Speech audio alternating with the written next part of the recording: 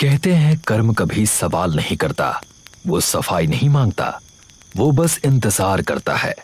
समय के साथ वो रास्ता बदल लेता है, चेहरे बदल लेता है, पर मंजिल कभी नहीं बदलता। जो आग कभी किसी और के लिए जलाई जाती है, वही आग एक दिन अपना हक मांगने लौटती है। आज की ये रात भी वैसी ही है। मुख्य घाट से दूर एक सुनसान शमशान में राख की मोटी परत जमी है। अधजली लकड़ियों के बीच एक चिता आखिरी सांसें ले रही है। उसी बुझती आग के सामने एक अघोरी साधु बैठा है, आंखें बंद, बदन पर राख लिपटी हुई, जटाएं वक्त का बोझ उठाए हुए। उसके होठ लगातार मंत्र बुदबुदा रहे हैं। आवाज नहीं है पर जिद है, और हर मंत्र के साथ वो जमीन से राख उठाकर आग को सौंप देता है। आग अजीब ढंग से फड़फड़ाती है, उठना नहीं चाहती। साधु की श्वास भारी हो जाती है, भक्ति के हाथ ऊपर उठते हैं, जैसे खुद को पूरी तरह इस क्रिया में खो देना। तभी अचानक आग बुझ जाती है। चारों तरफ एक डरावनी खामोशी छा जाती है। साधु माथा जमीन से लगाता है और जब दोबारा नजर उठाता है तो राख और लकड़ियों के बीच से एक आकृति उभरने लगती है, धीरे, अधूरी, शांत। एक स्त्री की आत्मा, ना चीख ना छटपटाहट, बस ऐसी निगाहें जिनमें असहनीय अधिकार है। वो सीधे साधु को देखती है। पहले साधु के चेहरे पर हल्की मुस्कान आती है। उसे लगता है क्रिया सफल हो गई, लेकिन पल भर में मुस्कान जम जाती है। उसकी रुद्राक्ष की एक माला चटक कर राख में गिरती है। सीने पर एक पतली सी रेखा उभर आती है, जैसे किसी ने बिना छुए आर पार कर दिया हो। हवा थम जाती है, नदी की आवाज गायब हो जाती है, और अगले ही पल साधु हांफते हुए जमीन पर ढेर हो जाता है। ठंडी जमीन पर अघोरी साधु निशब्द पड़ा है। उसके चारों ओर उसकी पूजा की चीजें बिखरी हुई हैं। राख अब भी उसके बदन से चिपकी है। धीरे धीरे उसकी आंखें खुलती हैं। वो हड़बड़ाकर उठ बैठता है। पीछे चिता पूरी तरह जल चुकी है, बस अंगारों की हल्की लालिमा बची है। वो उसे उलझन में घूरता है कि उसने उसे ऐसा तो नहीं छोड़ा था। उसके बाद वो चारों तरफ नजर दौड़ाता है, उस आत्मा को ढूंढता है, लेकिन वो कहीं नहीं है। वो फिर से मंत्र जपने की कोशिश करता है। होठ हिलते हैं, पर कोई आवाज नहीं आती। आग में कोई हलचल नहीं है। हवा भी जैसे बेपरवाह खड़ी है। पहली बार उसकी आंखों में डर उतर आता है। बिना एक शब्द बोले वो अपनी चीजें समेटता है और शमशान से बाहर निकल जाता है।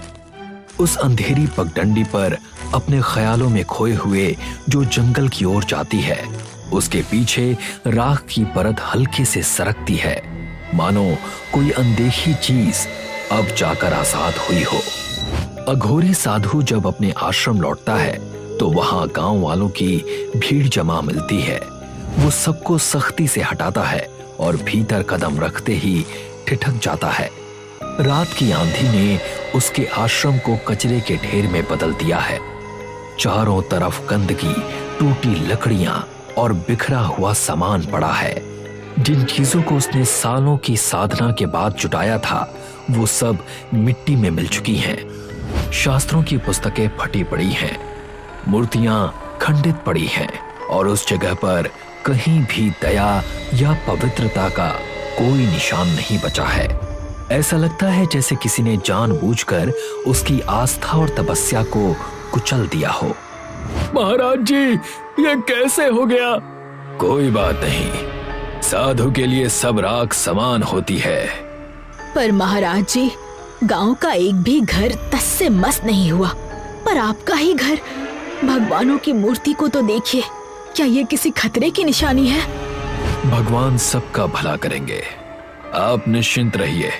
आप सब अपने घर को जाइए, मैं इसे देख लूंगा। गांव वाले उसकी बात से सहमत होकर एक एक करके वहां से चले जाते हैं। कुछ ही देर में अघोरी साधु पूरी तरह अकेला रह जाता है। वो चारों ओर फैली तबाही को चुपचाप देखता है। टूटी हुई चीजों और राख में बदले अपने आश्रम को निहारता है। फिर वो वहीं खड़ा होकर मंत्र जपने लगता है और धीरे से अपनी आंखें बंद कर लेता है। उस सन्नाटे में बस उसकी सांसों और अधूरी प्रार्थना की मौजूदगी रह जाती है। अघोरी साधु हवन कुंड के पास बैठा मंत्र का उच्चारण कर रहा है। मंत्र पूरा होते ही वो आदतन राख की एक चुटकी अग्नि में डालता है, लेकिन उसी पल आग बुझ जाती है। वो झटके से अपनी आंखें खोलता है। सामने खटी इस अनहोनी को देखकर उसकी सांस थम सी जाती है। ये क्या? ऐसा तो कभी नहीं हुआ। नहीं, ये घोर अनर्थ है। जिस वक्त वो इस बात पर सोच में डूबा होता है, उसी वक्त उसे एक बच्ची की हंसी सुनाई देती है। वो सिर घुमाकर जंगल की ओर देखता है और उसे दूर खड़ी एक बच्ची दिखाई देती है। कौन हो तुम? बच्ची खामोश रहती है। डरो मत, मैं तुम्हें कुछ नहीं करूंगा। कौन हो तुम? बच्ची अचानक मुड़कर जंगल की ओर दौड़ पड़ती है। साधु उठता है और उसका पीछा करता है, लेकिन देखते ही देखते वो पेड़ों के बीच गायब हो जाती है। वो चारों ओर ढूंढता है, पर कहीं उसका कोई निशान नहीं मिलता। जैसे ही वो अपने स्थान पर लौटने के लिए मुड़ता है, उसे एक फुसफुसाहट सुनाई देती है। अश्विनी। चौंक कर वो पीछे हटता है और जोर से चिल्ला देता है, कौन है तू?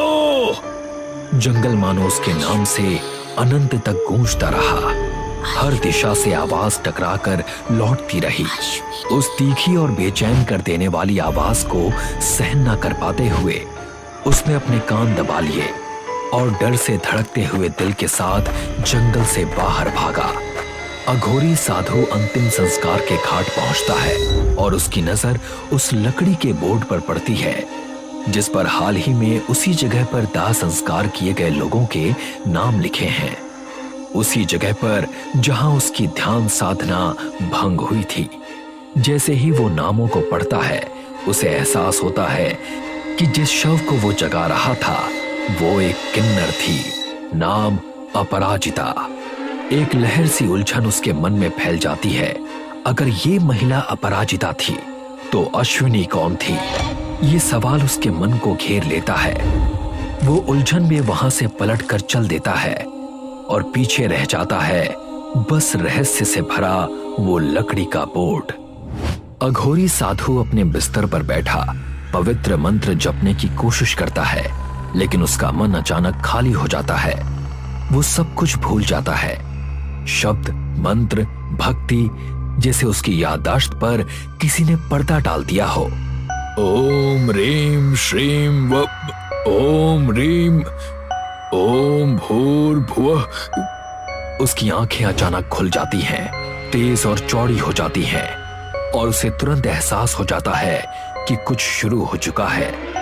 डर उसकी आंखों में उतर आया, गला सूखने लगा। वो खड़ा होने की कोशिश करता है। वो मिट्टी के घड़े से पानी लेने जाता है, लेकिन चौंक कर देखता है कि घड़ा वहां से गायब है। इधर उधर तड़पते हुए, ढूंढते हुए उसके हाथ कुछ पुराने शास्त्रों और भूले बिसरे अवशेषों से टकराते हैं, जिसे वो अपने घर की सफाई करते समय नजरअंदाज कर चुका था। वो शास्त्र निकालता है और पढ़ना शुरू करता है। जैसे ही वो पन्नों को ध्यान से देखता है, गांव से उसका शिष्य सतीश दरवाजे पर प्रकट होता है। महाराज जी। आओ सतीश, आज यहाँ कैसे आना हुआ? बस यहाँ से गुजर रहा था तो सोचा मिलता चलूं। चलो, अच्छा किया। और बताओ, कैसा चल रहा है सब कुछ? सब अच्छा चल रहा है महाराज जी। गांव में एक छोटा सा कार्यक्रम रखा है मैंने। अगर आप वहां आएंगे तो मुझे बहुत अच्छा लगेगा। बिल्कुल। किस चीज का कार्यक्रम है? बस मेरी छोटी बहन की शादी तय हो गई है, तो उसी खुशी में आप जरूर आकर अपना आशीर्वाद दीजिएगा। हम अवश्य आएंगे। सतीश सिर हिलाकर सहमति जताता है और चुपचाप वहां से चला जाता है। शास्त्र वहीं पड़े रह जाते हैं।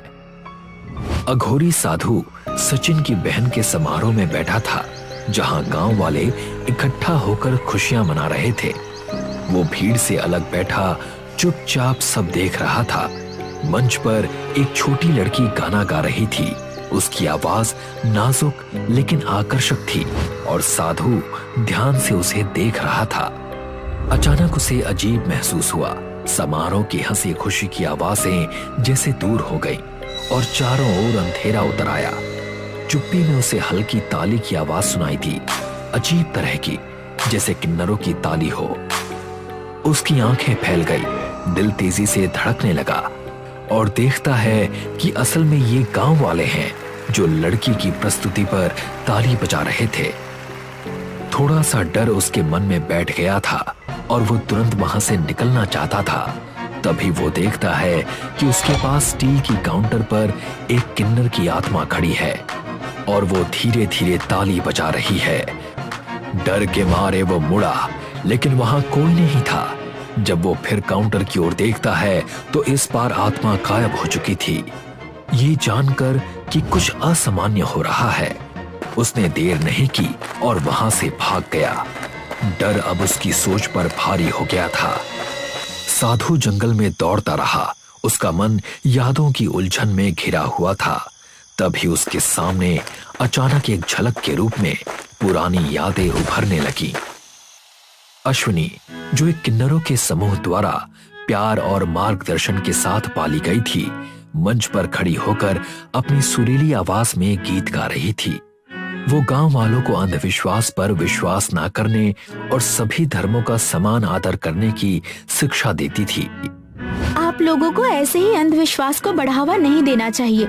भगवान सबके होते हैं, उनके लिए हम सबकी आराधना बराबर है। साधु समाज उसकी प्रभावशाली उपस्थिति और जागरूकता से क्रोधित था। अश्विनी को डायन कहकर गांव वालों ने गहरी जंगल में खींच लिया।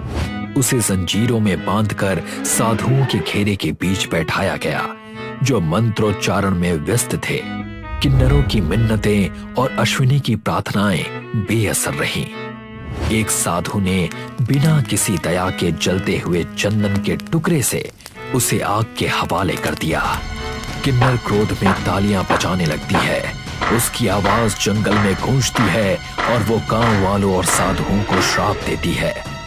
तुम लोगों ने मेरी बच्ची की हत्या की है। ये किन्नर का श्राप इस गांव को निकल जाएगा, सब कुछ खत्म कर देगा। सतीश तनाव और चिंता में अपने पिता के पास गया और उन्हें पूरी बात समझाई। पापा, मंडप के बाहर एक बड़ा शॉर्ट सर्किट हो गया। जैसे ही उसके पिता उसकी ओर मुड़ते हैं और कुछ कहने ही वाले होते हैं कि तभी अचानक एक भयंकर विस्फोट पूरे क्षेत्र को एक ही दम में अपनी भयानक आग में घेर लेता है। साधु दूर से विस्फोट को देखता रहा, उसकी आंखों में आंसू भर आए। डर के मारे वो पलटकर भागने लगता है। तभी उसकी राह में अपराजिता की आत्मा प्रकट हो जाती है। उसे देखकर वो घुटनों पर गिर जाता है, कांपते हुए दया की भीख मांगने लगता है। श्यामा देवी, मुझसे बहुत बड़ी भूल हो गई। हमने जो किया वो गलत था। हम इस हत्या के प्रायश्चित के लिए तैयार हैं। अपराजिता की आत्मा शांत हो गई। उसके चेहरे पर जीत की हल्की मुस्कान उभर आई। अपने हाथ उठाकर उसने साधु को हवा में उठा लिया और उसे उसी जगह की ओर खींचा जहां अपराजिता का अंतिम संस्कार हुआ था। जैसे ही वो बेबस हवा में खींचा जा रहा था, उसके शरीर से रुद्राक्ष की माला की मोतियां एक एक करके गिरने लगी। अंतिम रुद्राक्ष की माला शमशान के द्वार के ठीक सामने आ गिरी। एक भयानक ताकत के साथ अपराजिता ने उसे हवा में फेंक दिया और वो साधु सीधे उसी जगह पर गिरा जहां उसका दाह संस्कार हुआ था। बाकी सभी किन्नर वहां एक घेरा बनाकर खड़े थे। उनमें से एक ने उसी चंदन की लकड़ी के टुकड़े को आग में जलते हुए आगे बढ़ाया। अपराजिता उसे साधु की ओर उठाती है और साधु कांपते हुए दया की भीख मांगता है। नहीं, नहीं, मुझे माफ कर दो। नहीं। अपराजिता जलती हुई अग्नि साधु पर गिरा देती है और वो पूरी तरह जल उठता है। उसके चीखते स्वर हवा में गूंजते हैं और अचानक उस दृश्य के साथ जुड़ जाते हैं जिसमें बेरहमी से उन्होंने अश्विनी को जलाया था।